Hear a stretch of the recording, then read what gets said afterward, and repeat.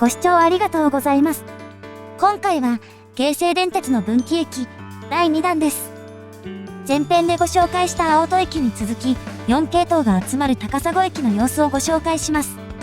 入り乱れる列車の裏側と、それを支える細かなポイント、そして開かずの踏切の過去に注目です。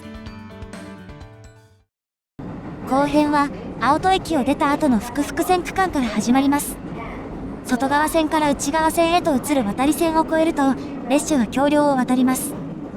この橋梁は、前編でご紹介した青砥駅の高架化工事と並行して整備されたもので、かつてはこの右側に架けられていました。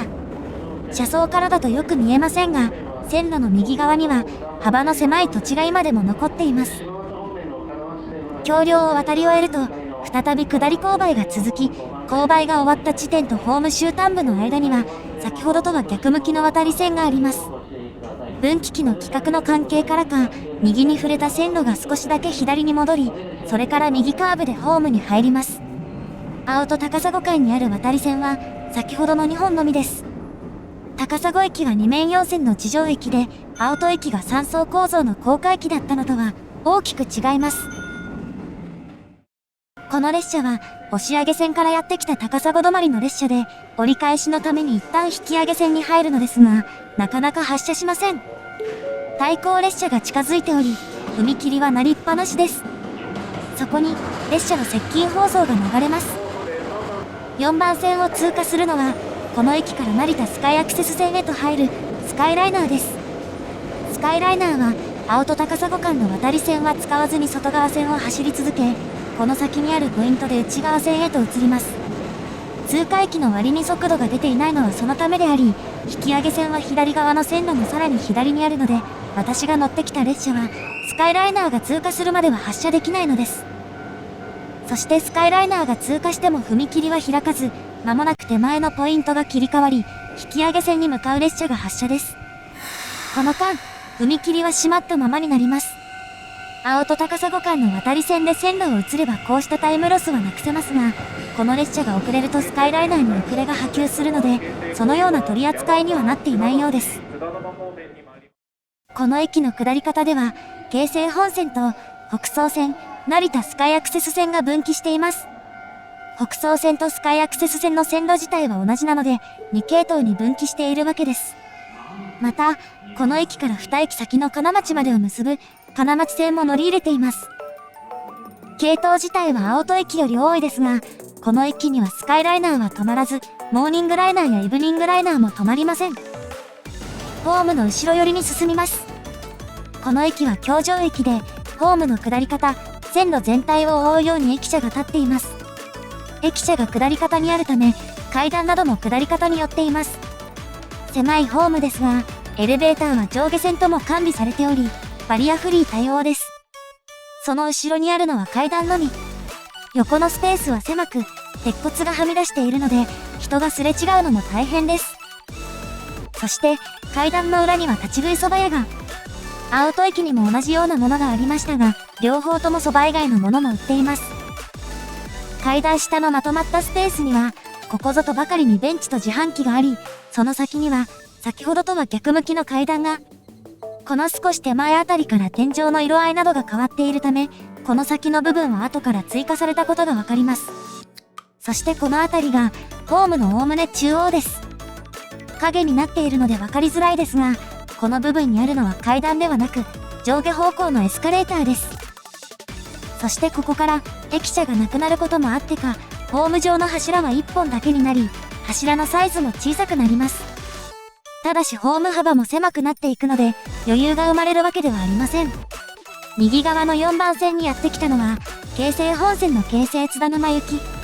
この列車は一駅手前の青砥で京成本線の成田空港行き快速と接続したものの、隣の3番線を12時28分に発車する、北総線の印旛日本医大行きとは接続せずに発車していきます。対面乗り換えに便利な構造ですが、すべての列車が接続を取るわけではなく、ホーム上に乗客が止まることもあります。左側の2番線にやってきたのは、当駅始発の三崎口行き、私が乗ってきた列車の折り返しです。廃線の制約から、折り返し列車は2番線にしか入線できない一方、青砥から押上線に入るため、青戸の手前にあるポイントで線路を移ります。前編の終盤で映っていた、あのポイントを利用する列車の一つというわけです。2番線で退避する普通列車の横を、スカイライナーが通過です。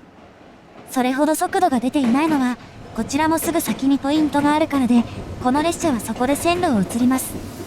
青戸の手前にも渡り線があるのに、ここで線路を移るのには、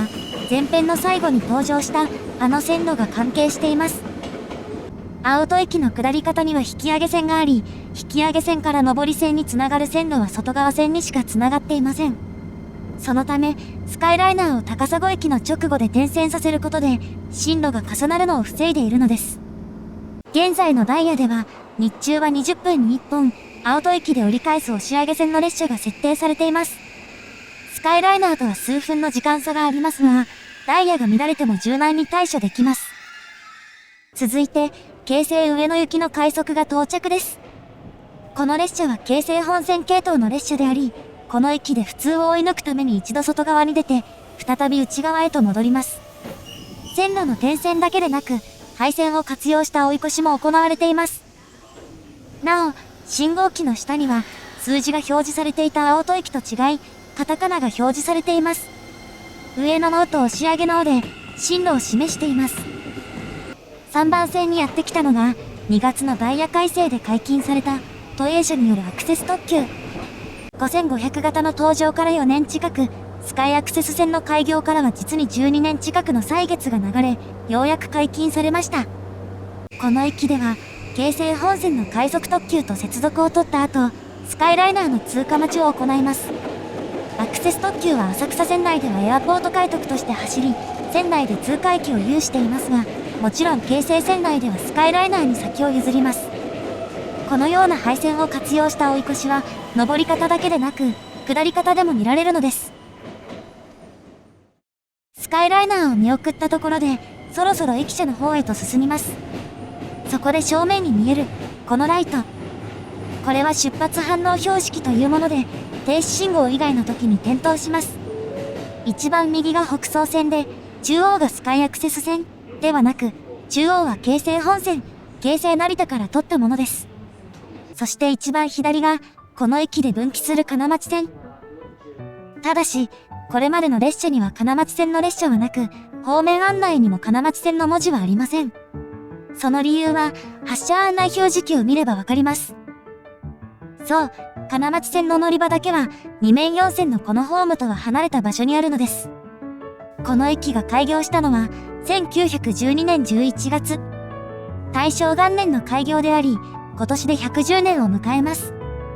当時の駅は現在の場所ではなく、東に170メートルほど離れた場所にあり、構内で京成本線と金町線が分岐していました。なお、開業当初は曲金駅という名称でしたが、翌年には高砂に改称されています。これは、隣の柴又が最寄りである柴又帝釈天の参詣客から、金が曲がる曲金では縁起が悪いと言われたためだそうです。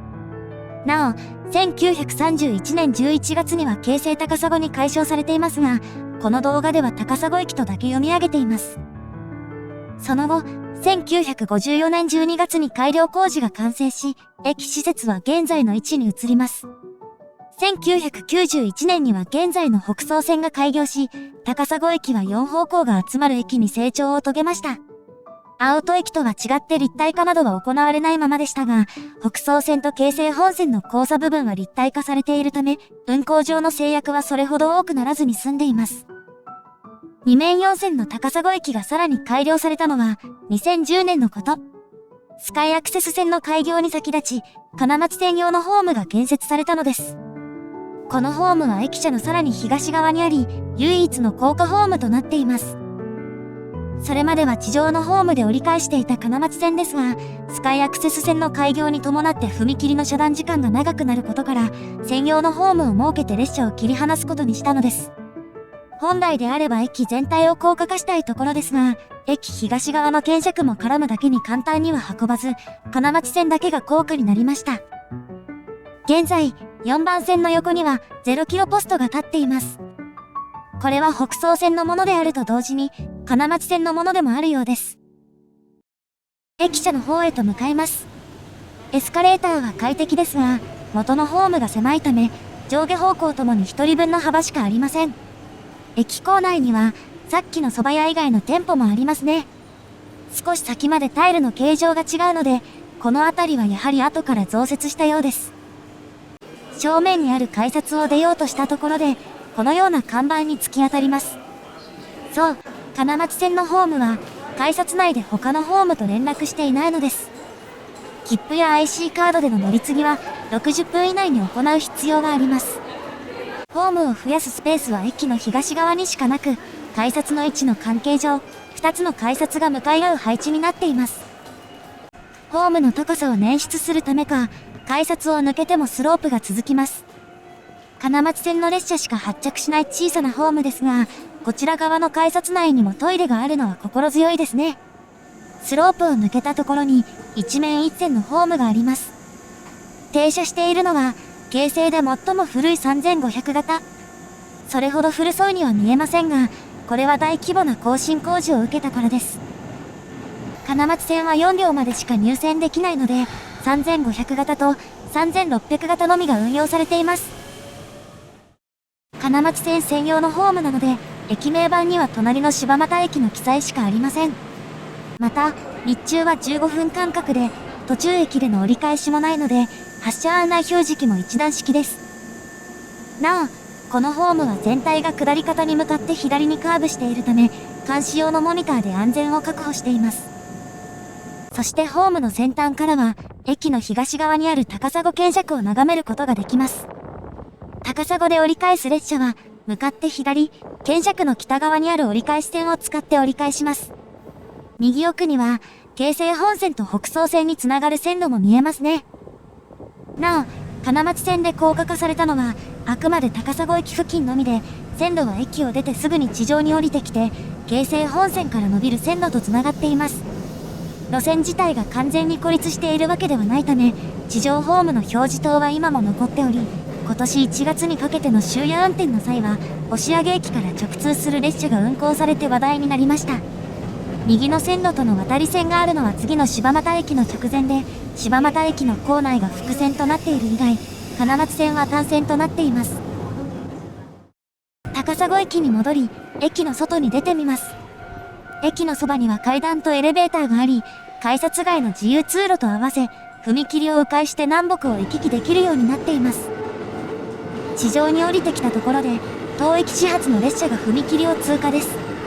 後ろの方で、下り線を大胆にまたいでいます。アウトで折り返す列車はこの種の平面交差がないだけに、この駅の運用上のネックです。4本の線路に入り乱れる系統、列車本数が多いところに当駅始発も加わり、この踏切は京成随一の開かずの踏切となっていました。2系統が合流する場所にあるためか、表示器は系統別に分かれています。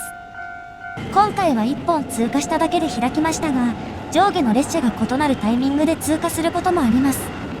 なお、この踏切はかつて長い間手動で操作されていました。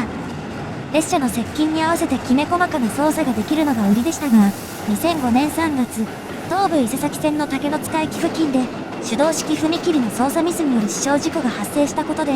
手動式踏切の安全性への懸念が高まり、この踏切も翌年9月に自動化されました。